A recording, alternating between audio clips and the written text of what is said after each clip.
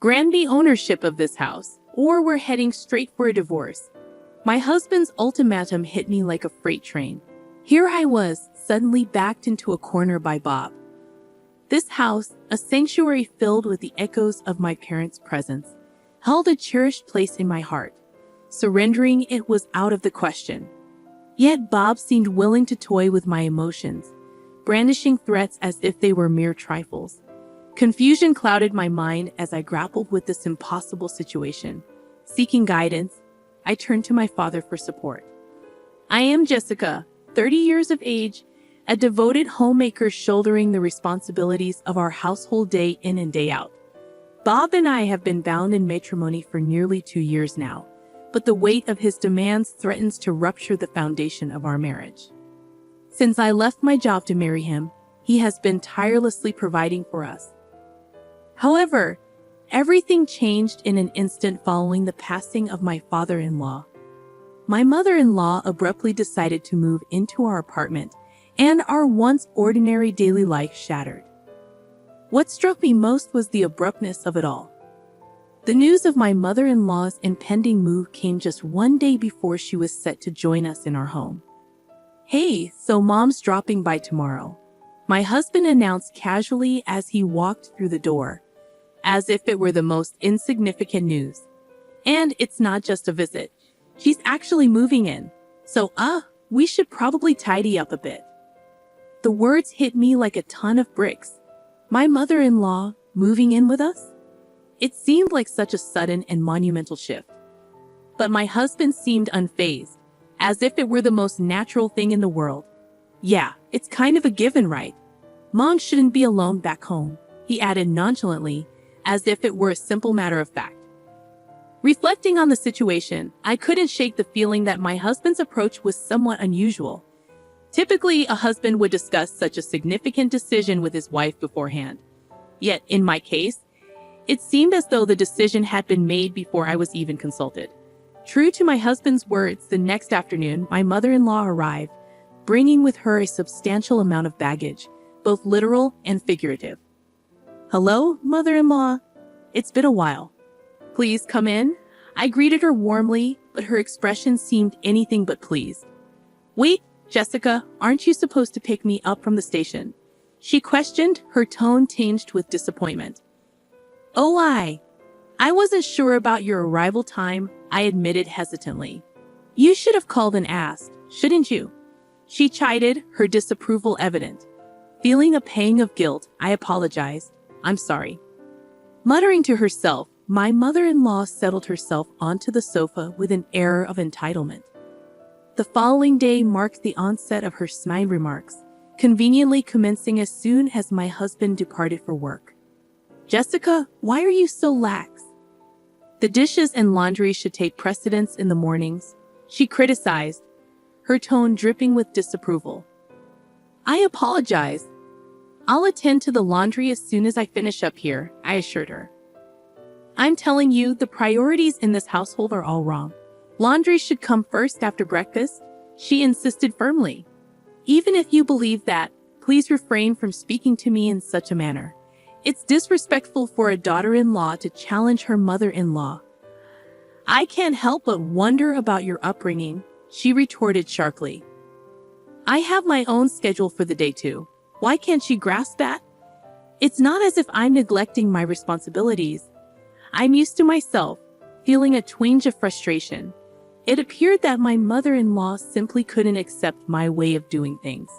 Even when I followed her instructions, she managed to find fault, especially during the times when it was just the two of us alone during the day.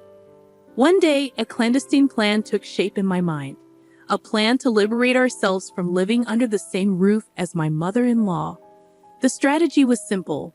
We would relocate to a house that my father had bestowed upon me. With my parents having recently embarked on a rural lifestyle following my father's early retirement, they graciously handed over their former residence to me. Thankfully, the distance between our current apartment and the new house wasn't vast, and discussions about moving to a more spacious dwelling had already commenced. Enduring the ongoing presence of my mother-in-law, even for someone as resilient as myself, had become intolerable. If that were the case, I reasoned, it was preferable to expedite our departure, just my husband and me. With determination in my heart, I resolved to present this proposal to my husband without delay. Bob, can we talk for a moment? I have something on my mind. A discussion? What's up? You remember the house my dad gave us? How about we consider moving there? Oh, that house. We did talk about it for the future, but why the sudden interest? I've been having some difficulties with your mom. What? She hasn't mentioned anything like that. Anyhow, I'm finding it increasingly difficult to continue living with your mother, so I'm seriously contemplating a move. I understand. The new place isn't too far, and my mom can stay here in the apartment. To my surprise, my husband readily embraced the idea of moving. He discussed it with my mother-in-law, and within a week, we were preparing for the move. Frankly, I anticipated more resistance from her, but she agreed without much ado. Not only did she agree, but she also bid us farewell with a broad smile on her face. Bob, Jessica, take care. I apologize for the abrupt departure. No need to apologize. You have your father's house now, don't you? That's fantastic. Thank you. And please, don't hesitate to visit us. Well, it's just a stone's throw away. We'll definitely come by often. Looking forward to it. After completing the necessary formalities, we made our way to our new abode. Deep down, a sense of relief washed over me. No longer would I have to endure my mother-in-law's cutting remarks. At last, we could reclaim our freedom. I had braced myself for potential resistance, but I was grateful for my courage in broaching the subject with Bob. However, little did I know, this was just the beginning. As the burden of my mother-in-law's presence lifted from my shoulders, my husband's behavior began to change. He started arriving home later and later, and there were even nights when he didn't return at all. It wasn't due to overtime or late-night outings. He was spending his evenings with his mother. My mom needs me, my husband would insist. Yet, the frequency of his absences was becoming too much to ignore. He would slip away to her place for meals without a word to me, or he'd be gone for entire days. As a result, my own daily rhythm was unraveling. It was becoming clear that something had to change. Finally, one day, I decided to address the issue head-on. Bob, don't you think you're spending too much time away from home? Really? But I'm only at my mom's. That's not the issue. Just give me a heads up. I end up preparing extra food unnecessarily. You could always have it the next day, Jessica. You're at home all the time. Just because I'm not around doesn't mean you don't need to be informed. Well, isn't that the reality? Being a stay-at-home wife means you're just lounging around at home, isn't it? What? Besides, I'm concerned about leaving my mom on her own. Ada will be back soon, and I have to discuss something with my mom about that. Ada is returning? Ada, my husband's younger sister, currently resides abroad for work. I was taken aback by the news of her impending return. But what exactly did my husband need to discuss with his mother regarding Ada's arrival? It's coming home, huh? But do we really have to involve mother-in-law in this discussion? I inquired, my curiosity piqued. Of course we do. Ada will be moving in with us, my husband confirmed. What, really? Apparently, Ada has been accustomed to living in a fairly spacious home overseas, and now she's insisting on having something similar here.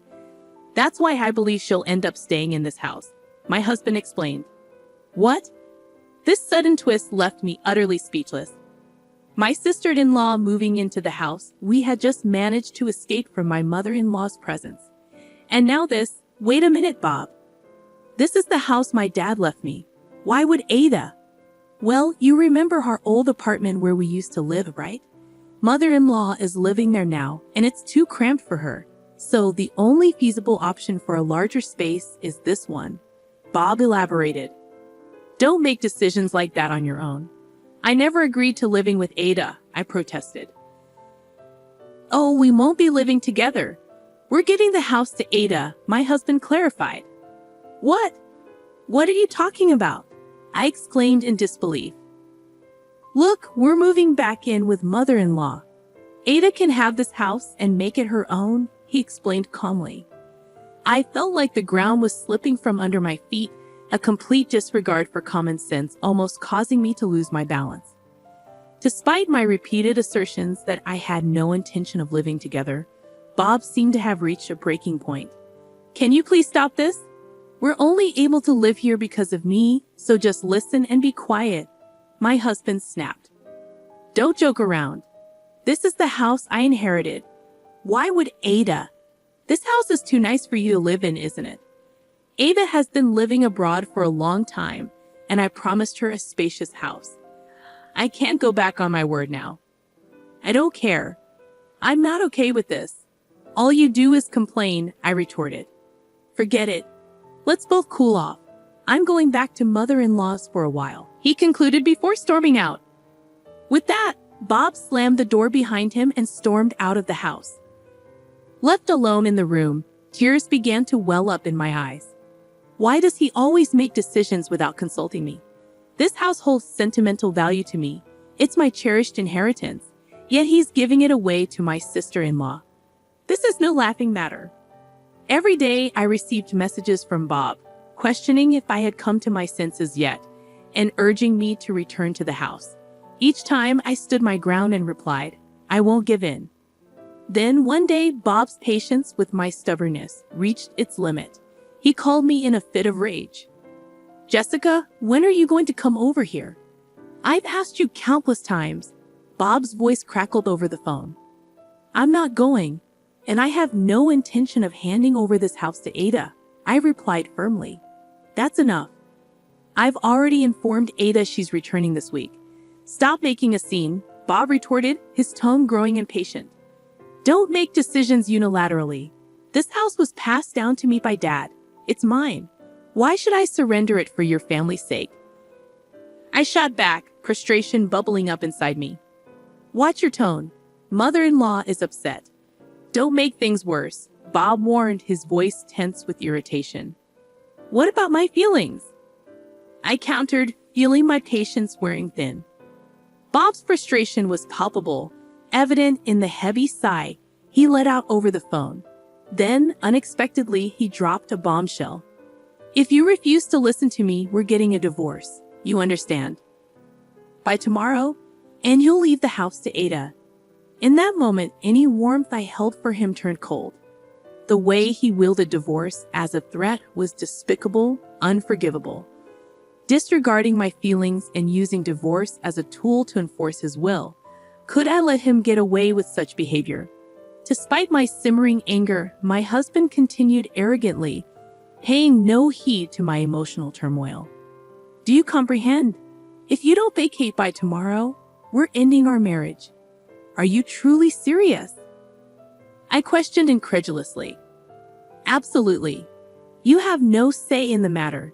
It would be quite inconvenient for you, being a homemaker, if we were to divorce, wouldn't it? Ha ha, it seems you grasp the situation. Good, I'm pleased you do. Ha ha. Therefore, you should hurry up and move over here. My mother is eager to educate you. Ha ha, Bob taunted, his tone laced with derision. And just like that, my husband abruptly terminated the call. Later on, I recounted the distressing situation to my dad, and together, we devised a strategic plan. The following day, my husband called, his tone as cocky as ever. Hey, are you all packed up? Haha.